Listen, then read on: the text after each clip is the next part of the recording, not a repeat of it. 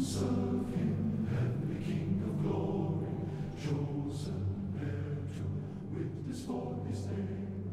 Far and wide we tell the Father's story. My name is Josh Wadsworth, and I was called to the Rochester, New York mission. Mike Long, I was called to the France Paris mission. My name is Jody Rich, and I was called to serve in the Canada Halifax mission. Hey, my name is Brittany Hollowell, or Sister Hollowell, and I went to the Yerevan Armenian mission. My name is Jordan Rich, and I was called to the Texas Fort Worth mission. I'm Stan McKay, and I was called to the Quito, Ecuador mission.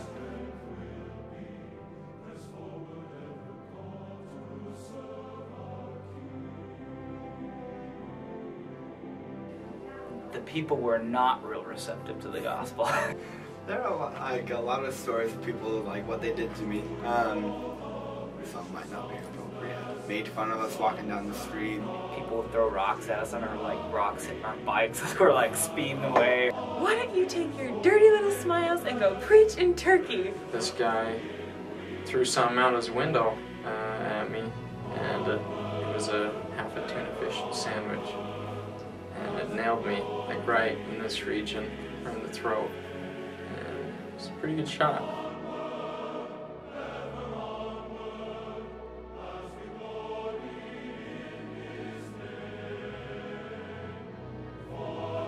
He was probably one of my favorite companions, and his name was Cody Hancock. And we had a good experience together. His name was Elder Hill, and I loved the kid to death. We just were a lot alike in what we enjoyed doing, and we both wanted to work hard, and it was just so cool to have the Spirit. She was a gift from heaven, I thought, for me, and we got along really, really well and had tons of wonderful times and taught tons of people. His name is Elder Tuabao from Tonga. Before we left, we went into our bedroom and just knelt down and prayed. We were just both crying. Because we couldn't serve together anymore. I was all ready to go out and convert the world, and he came from the MTC. We just worked really, really hard, and he and I got my first baptism.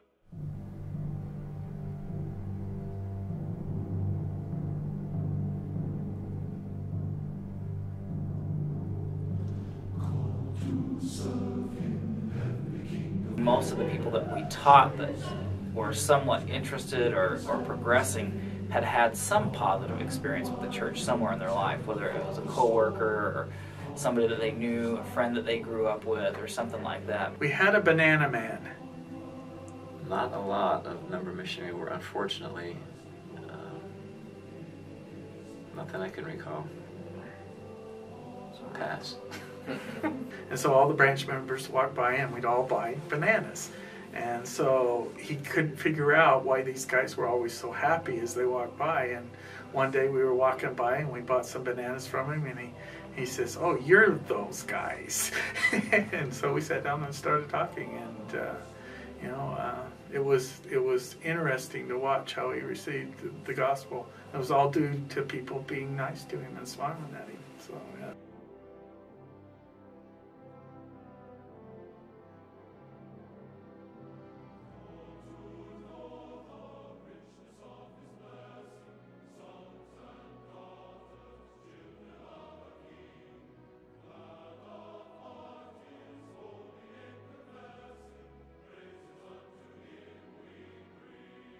There were times where we actually would take investigators to the sacred grove. We took their whole family, and it was just a very powerful experience to be at the sacred grove and to be able to testify that those things had happened, and then invite them to pray. It was a very powerful experience, and that family was converted to the gospel. I think the neatest thing was just to see the reaction from his wife, because I don't think she'd ever seen him pray before either. And to see him pray for her and for the family was a neat thing. Never forget that. I remember the first time that he prayed, and it was a very sacred experience. He he was atheist. I can't really explain it to you in words, like how amazing it really was, because he knew exactly who he was talking to. And there's just something about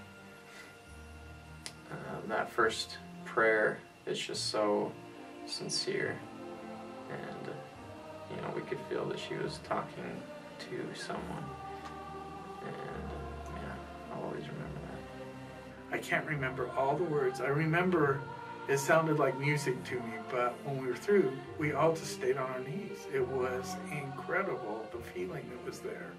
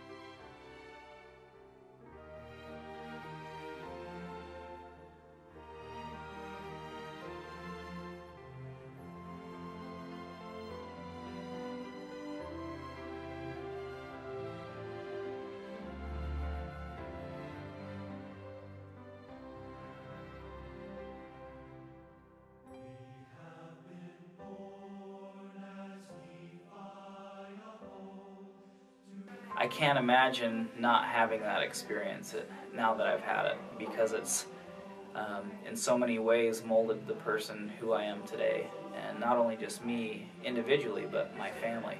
I loved it, but learning from what I had from my mission, coming home, I mean, you can't describe how much you learn. You can't put it into words what you gain from your mission. That's the greatest blessing, I think, of a mission, is just the conversion of yourself, and to learn that it's not about you. And absolutely worth it. I thank God all the time that I went on a mission, and my heart was totally and completely changed. Before my mission, like, I always knew that this was the true church of Jesus Christ, but I didn't know Jesus Christ. I was able to come to know Him, and I'll always be grateful for that. I tell you what my mission did for me, it was it allowed me to understand how Heavenly Father works in your life, and to know how to receive revelation, and to know how important it is to follow leaders, and to follow the rules. If I could say something to the missionaries that taught me the gospel, thank you wouldn't be enough, and I know that they are with our Heavenly Father right now, so they are probably some of the little guardian angels that watch over all of us. They are probably part of that group, and I know that they